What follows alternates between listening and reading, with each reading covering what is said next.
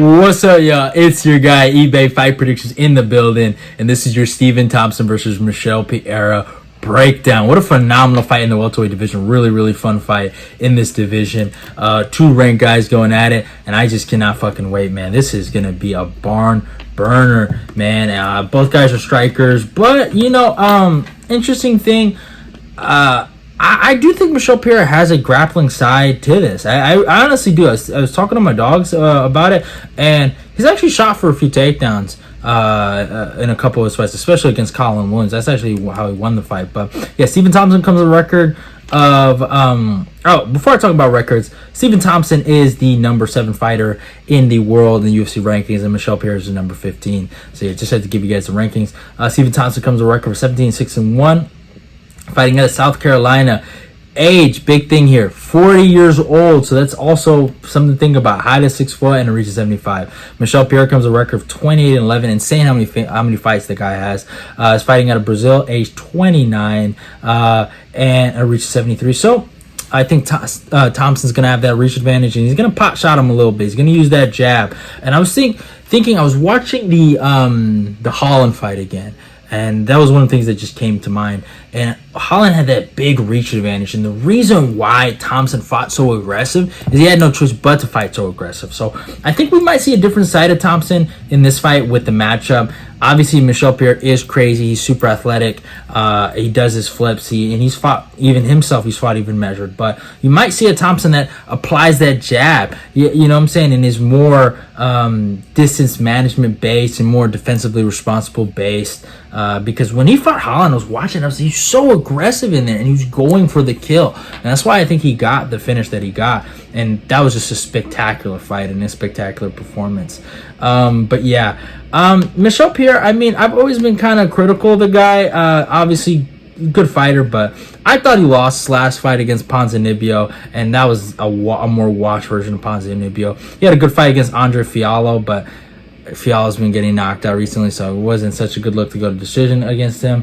Had a good fight against Nico Price, had a good fight against Chaos Williams and Zlim Imadov, and all these guys I'm just naming have all...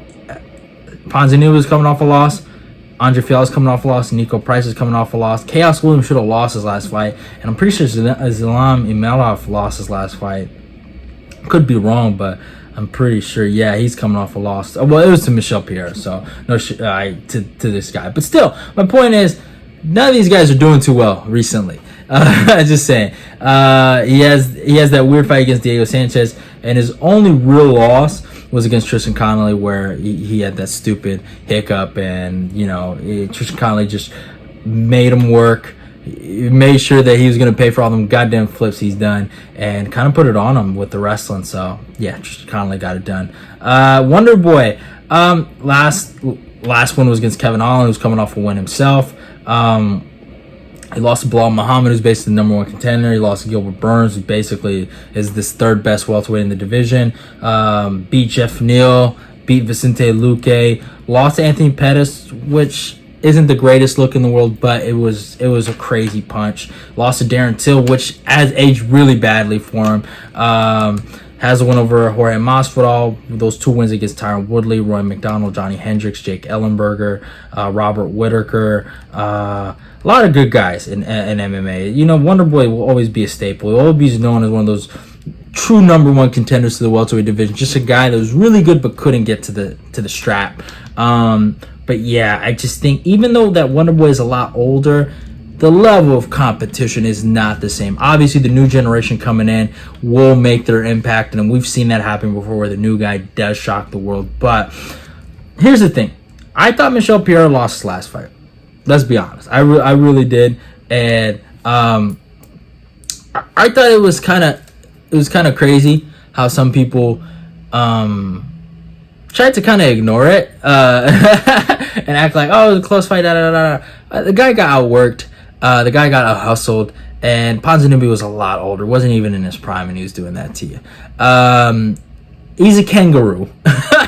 He will get exposed.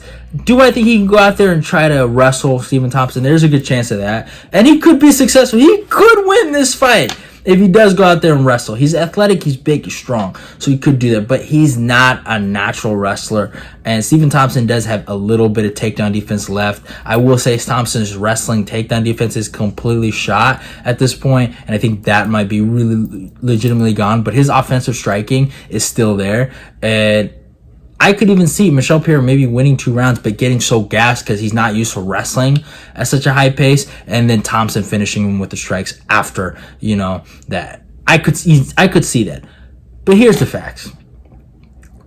Thompson is way better than this guy, even at 40.